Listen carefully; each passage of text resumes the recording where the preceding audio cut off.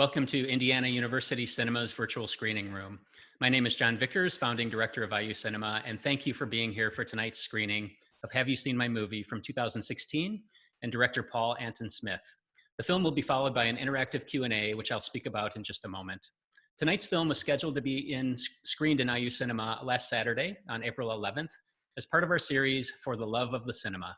Thanks to director Paul Anton Smith, we're able to stream this for you this week free of charge, and Paul will be here briefly to introduce the film in just a moment. We hope that you're staying healthy and well. We miss seeing you in person in the cinema's lobby and look forward to that once again. In the meantime, be well. All of our lives are much different than they were 2 months ago. This current situation will have a long-lasting impact on our families, our friends, our communities, our businesses, and our institutions. These are indeed serious and unprecedented times. They are in no way to be considered celebratory times. The arts, however, help us cope with the daily trials of the human condition. They can help us laugh or cry, let us get angry, and sometimes find a path to resolution. They can also help us escape, letting us come back to a moment perhaps uplifted, inspired, refreshed, and even with a new perspective. This series was curated to celebrate our love of the movies, along with the places and passionate people keeping the magic alive. Paul's film fits perfectly into the series as a love letter to cinema and the movie-going experience.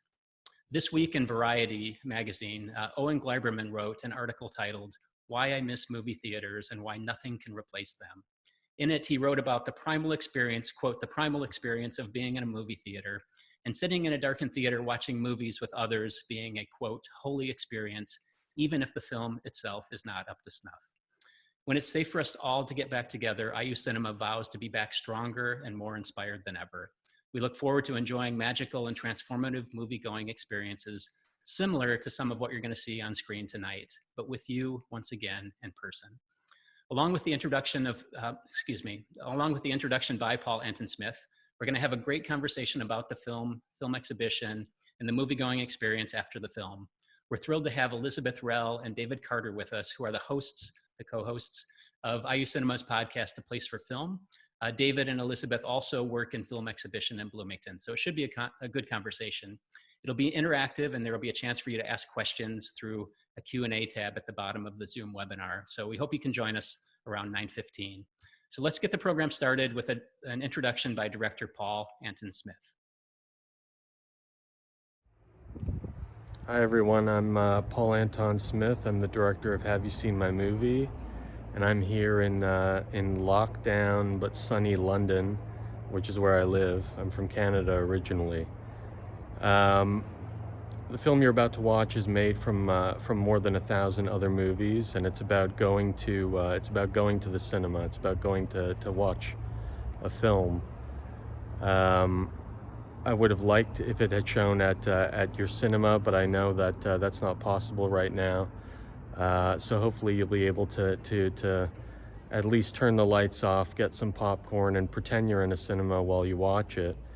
I made the film at the same time as I was making a 24-hour video installation called The Clock with a friend of mine, Christian Markley. You might have seen it. So every time I was looking for footage of clocks, I was also looking for footage of people going to the movies to make this film. I'd like to thank John for programming it, and I hope that when this crisis is resolved, that you'll get back into the cinema. And in the meantime, I hope you enjoy my film. Thanks. Bye. So thank you for joining us for this introduction. Please come back if you can for the conversation and Q&A between Elizabeth Roell, David Carter, and myself. Being that this film is made from pieces of over 1,000 films, it covers just about every genre of film and a wide variety of film-going experiences, from the innocent to the unsavory. So with that, the film contains mature content, including violence, strong language, sexual situations, and brief moments of sexual violence. At this time or some other time this weekend at your convenience, please access the link provided for our virtual screening room with access to Have You Seen My Movie? And this can be found on our webpage, or there will be a slide following the end of my introduction. On behalf of all of us here at IU Cinema, stay healthy, hopeful, and well, and try to offer support to others where you can.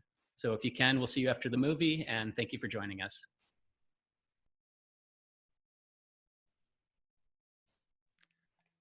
Welcome back, everyone. We hope you enjoyed the film. I think it's a pretty incredible achievement, but I look forward to hearing from some of you. It's also a bit overwhelming at times, and I understand that as well. I'd like to please welcome Elizabeth Roell and David Carter, who are both key contributors to IU Cinema's success and also true cinephiles. So it'll be fun to talk to them about what they're doing here in Bloomington. And as soon as they are on, I'd like to ask if they'd each like to share their connection to IU Cinema first and what their film life is like outside of the cinema.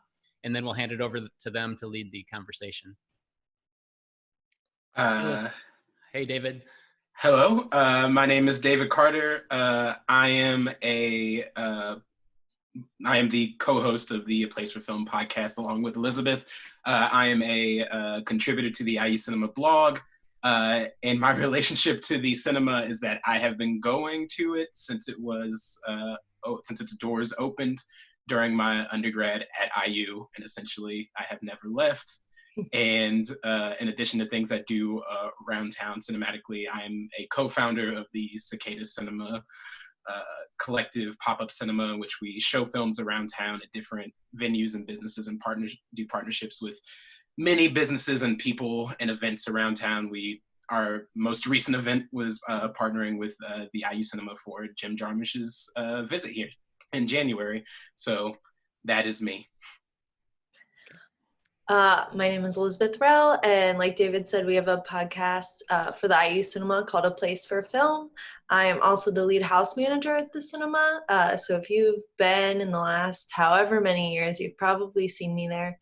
And otherwise, I'm just a frequent film goer, and I love making people watch movies that I love. Great. Do you guys want to take the lead and start this conversation off? Oh, sure. Yeah. Okay. Happy to. Elizabeth, do you mind if I start? Go ahead. John, this film series in particular that you have programmed this semester, the last two films that screened at the IU Cinema, Kings of the Road and To Each His Own Cinema, what I found very interesting about those movies is that I saw a lot of you in them and a lot of your ethos and a lot of your personality and your aspirations and how I perceive you as like my colleague and friend, and things that you bring with you when you talk about the cinema as like a place and a space. Why this film? Why did you choose this film as a part of the series for this semester? Yeah, well, the series is meant to celebrate, films and film going, and I also really wanted the films in the series to highlight the people behind the scenes as well. And I think anybody that does what we do has to be extremely passionate about it and almost obsessive about it to really dedicate their lives to this, because it's sometimes an all-consuming task, right? But I think this film, like, I guess, To Each His Own Cinema, captures a lot of different perspectives, and it's also unique and fun and interesting and challenging. But it captures a lot of the films that I've watched over the years that are about movie theaters and about movie audiences, and so for me, it brought it all into one picture, one program. So I found it interesting, and I'm also intrigued, even though I've never seen it. I'm intrigued by The Clock by Christian Marclay. And I've always wanted to see that installation or that exhibition. We tried to get it for IU Cinema, but we couldn't.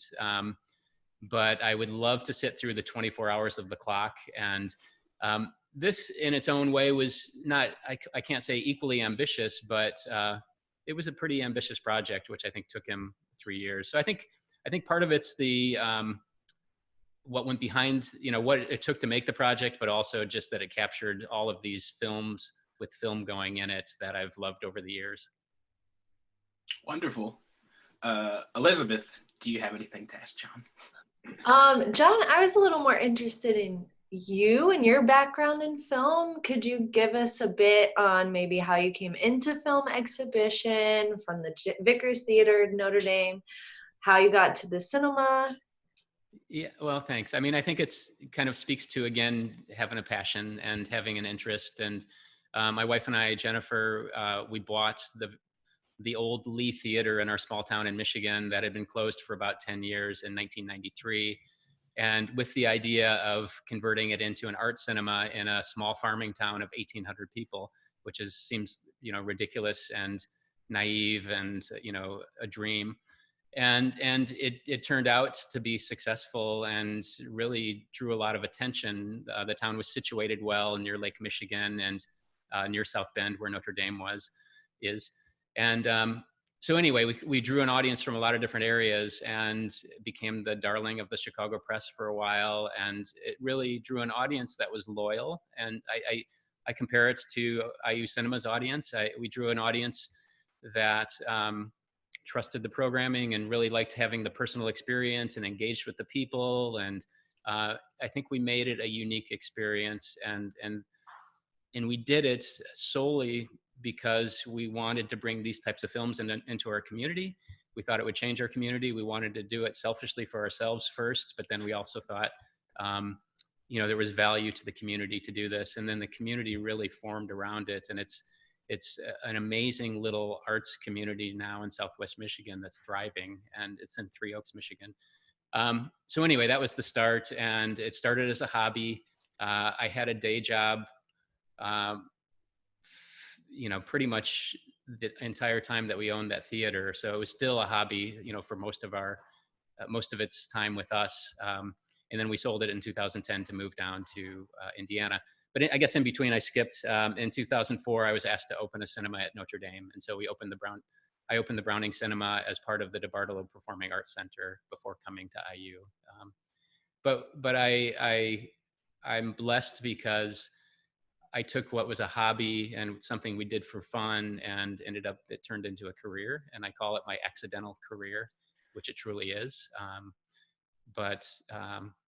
Yeah, it's been an interesting, fun road. Do you think you've inspired that same community since you've been here in Bloomington? And I know that's like a very loaded question. You're a very modest person, so I know asking you if you inspired something in an entire city is a big question. But do you feel like there's been a change and a shift since you've been here in the past 10 years? I don't know, David. I think this was a film-hungry town. And even though the writer was here, when the Von Lee closed, there was a gap. And I think the audience in this town was here and still, being served by Peter at the writer. But I think the town was really hungry for the IU cinema. And so that helped. And then I don't know if we've inspired others, but I think, as a culture and a film community grows, sure, I think there's more room then for other opportunities like the Cicada Cinema, which, has done really well. And so I think I think the writer is doing as well as they've ever done. And so I don't think we've cannibalized audience. I think we've maybe grown the audience, which is great. I would definitely agree with that. Yeah. Elizabeth? So John, you keep saying that film is such a thing that you need a passion for if you're going to be involved in it. What about film as an art medium? Like, what about it made you want to devote the last 25 of your professional years to it?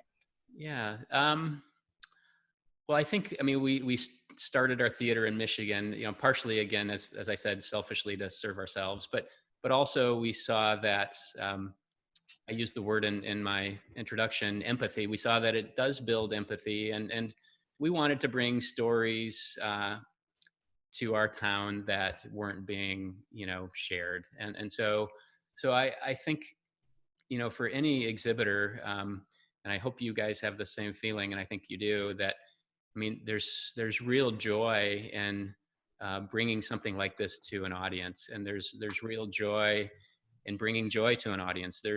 It's like you're sharing your favorite mixtape at times, with an audience that might not know something or might not be familiar with something.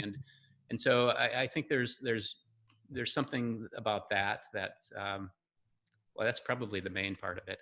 It's fun to entertain people, right? And if you can positively impact people's lives in what you do as a career, it doesn't get much better than that. So yeah, I think it's a combination of those things. And then I love film as an art form. I love a lot of different types of films. David said he saw my ethos in the two films I chose. And I think part of that is slow cinema, and part of that is seemingly simple stories. And I do try, I think I do gravitate towards things that have a bit of realism to them, but also, uh, um, finding pleasure in the moments that aren't typically in a mainstream film, that are kind of throwaway moments, but they're capturing what I think is really the essence of life. So yeah, I don't know. It's a combination of all of those things.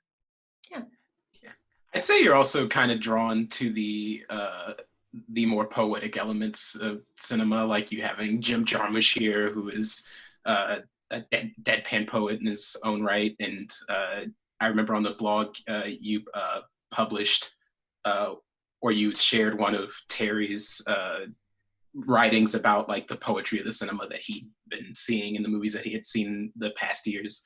I don't know, in this movie itself, like it's juxtaposing a lot of scenes. That's the entire movie, is juxtaposition of a lot of scenes next to each other. And I think this movie has a lot of poetry of rhyming and putting like associated things together. Whether that was Paul's intention from moment to moment, it seems as if, like reading interviews about the movie, it seems as if some things are coincidental and other things are intentional. But I would say that it seems that you're drawn to that. Did you find that poetry while you were watching this movie for the first time? I did, yeah. I was thinking about a number of like strange edits and strange choices, and I was going to ask you, what are some of your favorite choices in the film? And one for me is where he brought in the audio of Oliver Stone's "The Doors" of Val Kilmer reciting Jim Morrison over Cinema Paradiso as he's reading this letter, and then he carries it forward into other films. Yeah, I mean, there are some strange moments that I think are poetic in that way. I definitely agree with that. I think maybe this is where this film differs than The Clock. And in the clips that I've seen of The Clock, there's less audio bridges and there's less sound design, where there's a lot of sound design in this film, which I really appreciated. So I can see that, David. Did you have favorite moments of the film? Favorite moments of the film. I mean, for me, this is a very emotional film for me to watch at this current period. And I'll get to a question about that later.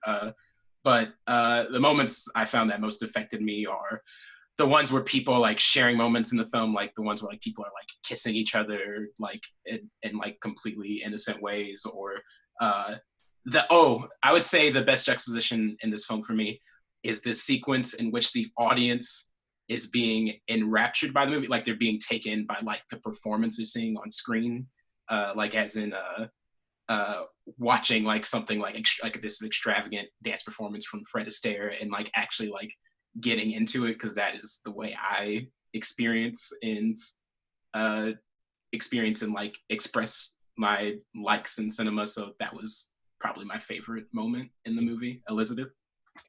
I mean, I find the horror aspect of it really funny, but I really like the scenes where people are watching other people watch the movie. Especially for me, if I've seen the movie, I love watching people watch it for the first time because it's so fascinating.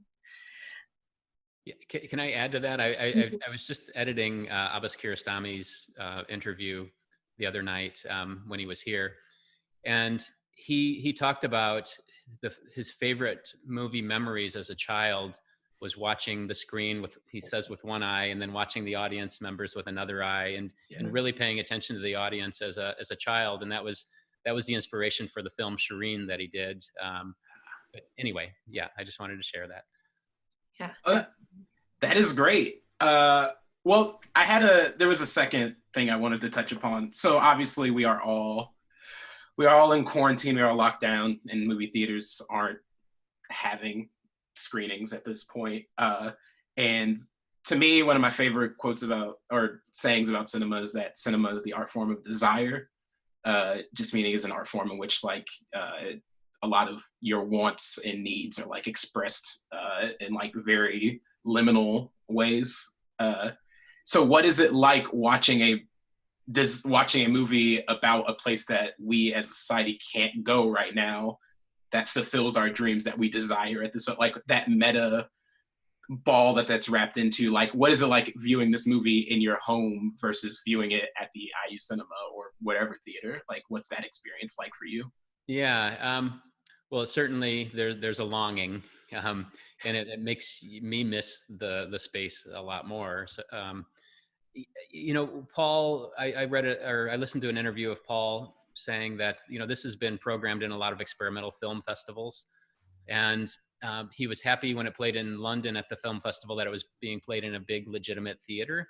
And that's where he intended the film to be watched. And yeah, I think if we could have watched it last Saturday in IU Cinema, it would have been a totally different experience. So I think there's definitely a desire and a longing that's created by seeing it the way we're seeing it right now. But I think we can still enjoy it, for what it is and where we're watching it. I've told our staff, several times that I think there are many elements of a truly memorable film going experience, and I think the space is one of those elements. And I don't know if we'll ever remember a movie going experience that we watch on our computers or our TV for the rest of our lives. Yes. But if you see that in the right space and the right conditions, and I think that carries forward to maybe lasting movie memories. And so I think the element of the architecture and the space and being there amongst other people, it really plays a part in that. Mm-hmm. Yeah. So maybe we'll see if there are any questions from the audience, and then we can keep talking. Yeah. I think we have until about 9:45, 9:50-ish. Okay. Well, I actually see a few of the questions right here. Well, we have one from Peyton Oh, 1 second. Yes, we have one from Peyton Frowley, which asks, how would someone get the rights to compile all this footage? Yeah, I think I can somewhat answer that. And I mean, there is something called fair use. And so as you're creating a new work, a derivation of another work, there is an amount of footage you can use as fair use. However, I think you have to have the right attorneys to figure that out for you. And the reason I say that is when we had Alexander Philippe in the cinema and he made his film 7852 on the Hitchcock shower scene, everything he used was fair use. He did not have to pay for any rights. And so I think if you skillfully go about it as a filmmaker, you can find ways to navigate the fair use. And I highly doubt that any film clip here was paid for. I'm sure it was all fair use. Mm-hmm. We actually have a question from an anonymous attendee. Did you find any inspiration in this film and how you would like to change the IU cinema, or how you might build a theater space in the future if you were to do so? Oh, wow. That's an interesting question. Well, we see a lot of fun with popcorn.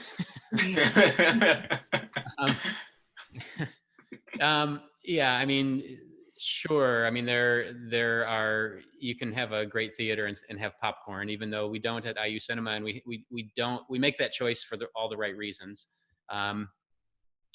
But big movie going experiences often involve the snacks.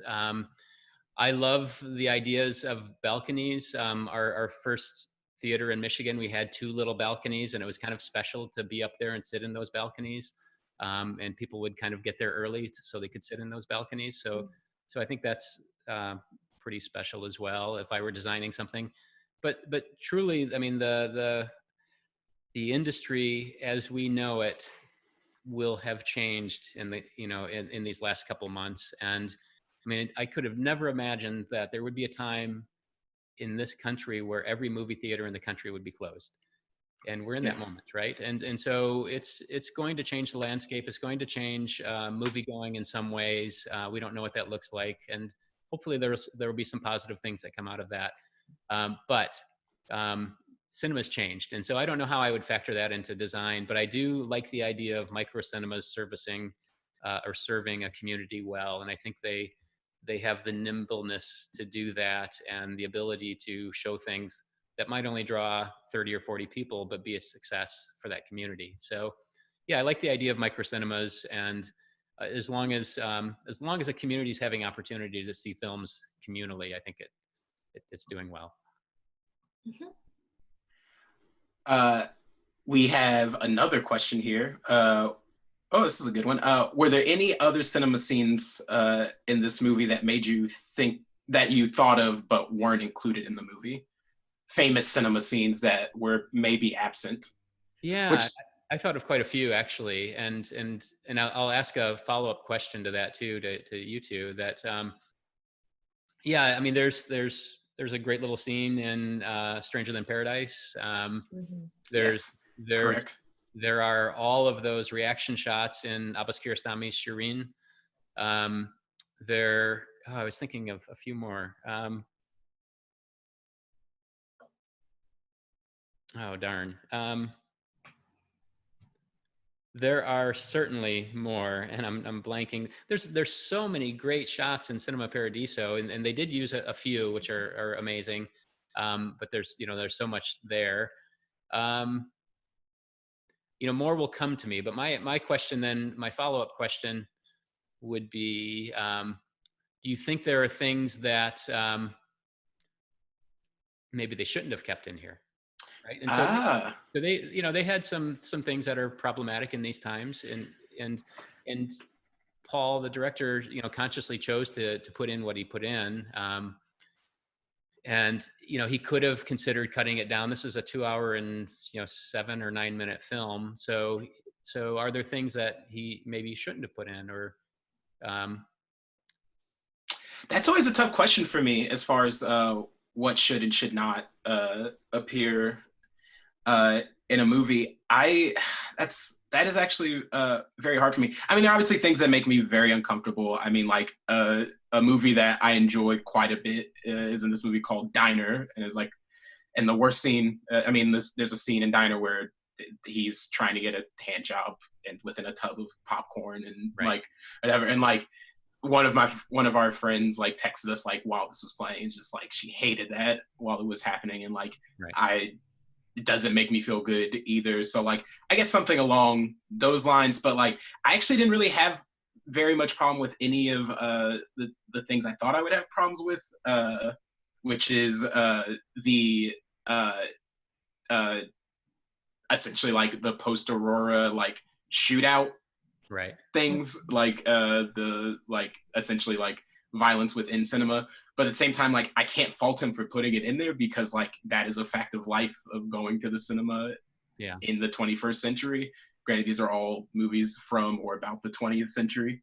So yeah. I mean, these were conscious choices, and I thought about that too. And even the opening of The Klansman. So he showed a number of film openings, and the bright lights, and I mean, these are choices that, I mean, that he didn't have to include all of these things, but he decided to, and that's okay. I mean, that's his right as an artist.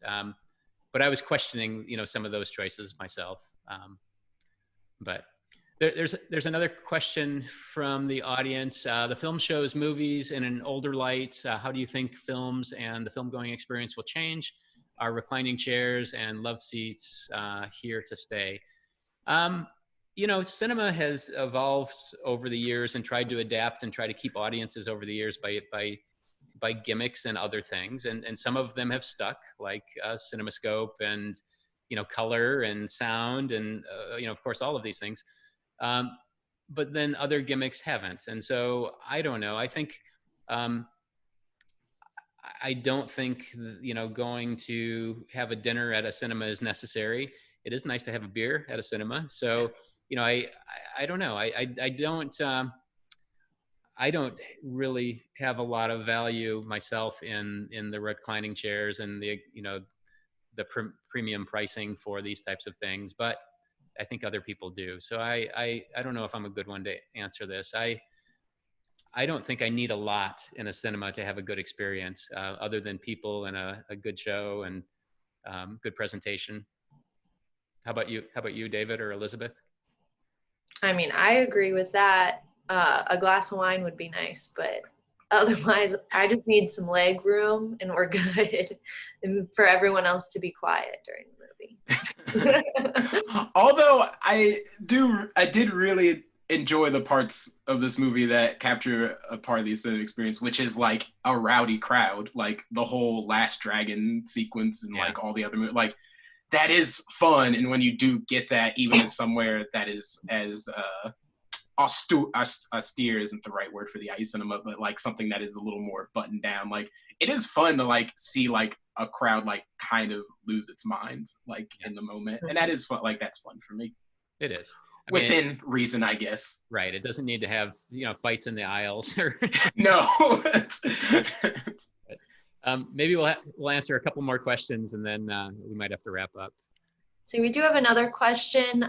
This one is about the spring season. What is one film from our canceled spring season that you most lament not being able to see on the big screen? This. Well, I'm a sentimental guy for this type of thing, and I mean there are several, but one that I think is a shame, especially being my last season really, is Cinema Paradiso. I've watched that movie so many times, and I've presented it so many times, and I have one of my most magical film going experiences presenting that film outdoors. And yeah, it's a shame that that's not part of the season, but it is what it is. But we got to see it on screen tonight, so at least parts of it. Yeah, I mean that definitely. I haven't seen Cinema Paradiso, so that was definitely on my list of ones that I was like definitely going to check out. And I'm really sad that we're not going to get to see it. Also sad about Thelma and Louise and Dawn of the Dead. Yeah. How about you, David? Oh, the list is infinite at this point. It was such a good semester. I mean, I'll go with something smaller. I was very, very, very much looking forward to Night of the Comet, just because it was a movie that I wanted to see for a very long time, and it was like playing at a good time in a good place, and I just very, very much wanted to see that. But yes, Cinema Paradiso was like top of my list as well. So Elizabeth, if you haven't seen it, the outdoor screening scene in Italy with the boats on the water watching the film, that's one of the scenes from Cinema Paradiso. Okay, got it. So what's the most memorable film experience you've ever had? Why don't you two answer that, and I'll wrap up and I'll answer after each of you. David, do you have one? I'll give an answer. I'll give an IU cinema centric answer, and I don't know if it's hard for me to choose a most memorable film experience, but one of my most favorite experiences going is Philip Seymour Hoffman's passing, and then not knowing that the IU Cinema was doing an impromptu 24-hour marathon of his movies, and then getting off of work as I hear about this, walking straight to the IU Cinema from work so I can catch the first movie, and then making the conscious decision to stay for all 24 hours with no plan of how I was going to get through all 24 hours, and then making all 24 hours, and then John handing me an IU Cinema hat that I have until this very day. And it's a very, very surreal, weird, emotional experience watching 24 hours of Philip Seymour Hoffman movies back to back to back. I went through all stages of grief in one day. Nice. For me, I did see All About Eve for the first time in the cinema when we showed it. Was that like a year ago, maybe? And I just remember my jaw being on the floor because I was like, how have I not seen this movie before? I'm literally eating everything up like catnip, and it was amazing. And it's one of my favorites now. Another one, the little funnier one, would be when we showed The Sting, and the theater was pretty packed, and I was sitting on the aisle, and across the aisle from me on the other side, I could hear some older woman, very loudly whisper to her friend, "Oh my gosh, those eyes." And I'll never forget that. That's awesome. Because we were all thinking it. I'll share, in Michigan, Jennifer and I put on the small silent film festival called Sound of Silence. And one of the years we screened a 35 millimeter print outdoors in our little town of a French-Italian version of Cyrano de Bergerac, which was hand tinted. It had played in Paris San Francisco, and then Three Oaks, Michigan, with a 22-piece orchestra outdoors, and we had about 350 people in the audience, and it was a pretty magical night that I'll never forget. And that's, yeah, I mean, I think that's probably the pinnacle for me. Can we, are you trying to wrap up? Because Elizabeth has one more question for you. Yeah, sure, sure. I just have an aside. We do have an anonymous comment that says, please program a 24-hour Brian Dennehy marathon in his passing. So tossed out there. But Elizabeth, the floor is yours. Please ask the final question of the night. Okay. John, so you've been with the IU Cinema since the beginning, but as most of us know by now, you've announced that you'll be stepping down as our director. And just even being in the lobby at the cinema, I've heard countless people say how synonymous you are with the cinema and how much they'll miss having you as a director. So I'll ask, what legacy do you hope to leave at IU Cinema? Or if that's too much of a big question for you, what are you most proud of from your time here? Yeah, gosh, big questions. The legacy, I think, is there with a great program, a great reputation, a great staff. And I mean, I didn't create the staff, but you know, I've got to at least maybe mentor a little bit and you know, help shape. But I mean, we have such a great team, as you know. So I think the legacy is, I mean, we have the base of almost 10 years that we have this really amazing, strong institution that is recognized nationally. And I think, and it's not my legacy, it's this collective legacy, not only of the staff, but of, you know, our partners, our donors, all of the patrons that show up. So no, we've built something pretty incredible together. So that's the legacy. So really proud of that. I mean, and then I guess I'm also really proud that we've been able to bring, some stellar filmmakers here and create some pretty incredible memories for the Bloomington audience. So, and myself. Yeah, there are many, many, many things that I'll never forget that I'll take to the grave with me. So yeah, it's been incredible.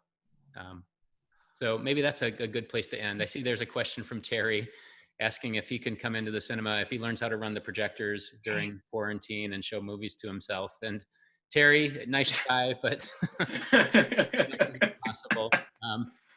But hey, for everyone that's attended and David and Elizabeth, thank you both for doing this and thank you for being here.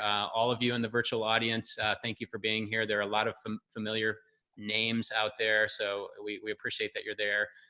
Thanks to all of IU Cinema staff for working behind the scenes to make this happen. This doesn't just happen automatically. It takes a lot of work, and you know, so we're grateful to every one of them.